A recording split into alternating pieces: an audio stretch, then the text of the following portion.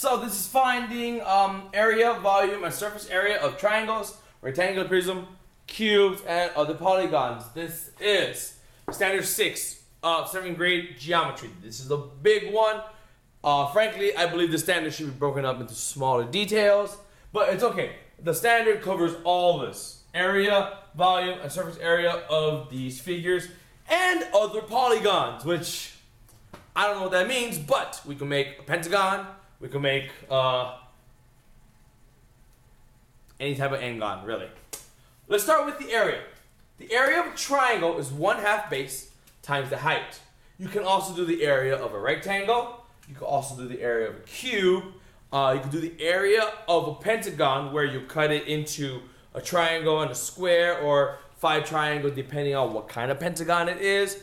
You could do the area of a hexagon. We have a formula for that. You have an area of a trapezoid. We have a formula for that. But let's just start with our basic area of the triangle. The formula for the area of the triangle is 1/2 base times your height. Have the students plug this in and solve. 1/2 of 8 times 10. 80 and 1/2 is 40. That one is pretty simple. The volume of a rectangular prism, or the volume of a cube, or volume of a cylinder, which I don't think we do cylinders yet because we're doing prisms, or volume, well, a cone's different, but let's just do volume of a rectangular prism, cube, and cylinder is base times height. Sorry, base times height.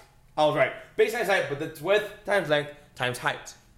So, let's go ahead and do 5 times 6 times 7. So the volume is 5 times 6 times 7. That is 30 times 7, 210. And that's your volume. Now you could do units. So if that's a foot, then that's foot to the 3rd power.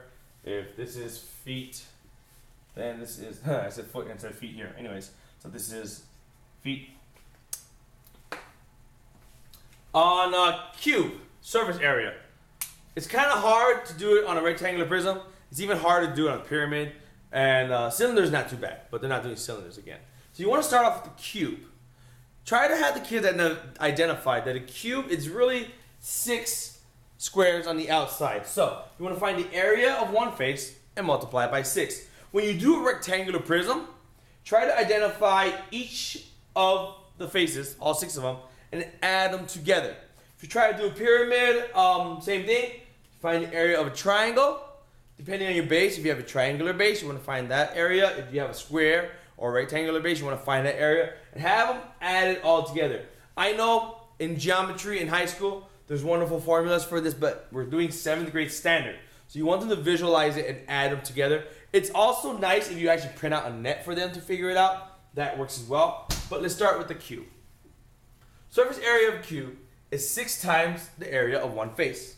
The area of one face is length times width, which is 5 times 5, 25. We take that and we multiply it by 6 to get us the entire surface area. And that is 150, and let's just say that's feet as well. Feet squared. Okay? So these are many great ideas. I don't know why I put the E there, but there's many great ideas. Again, the standard says polygons.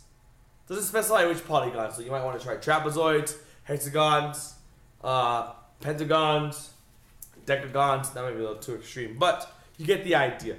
Okay? Polygons.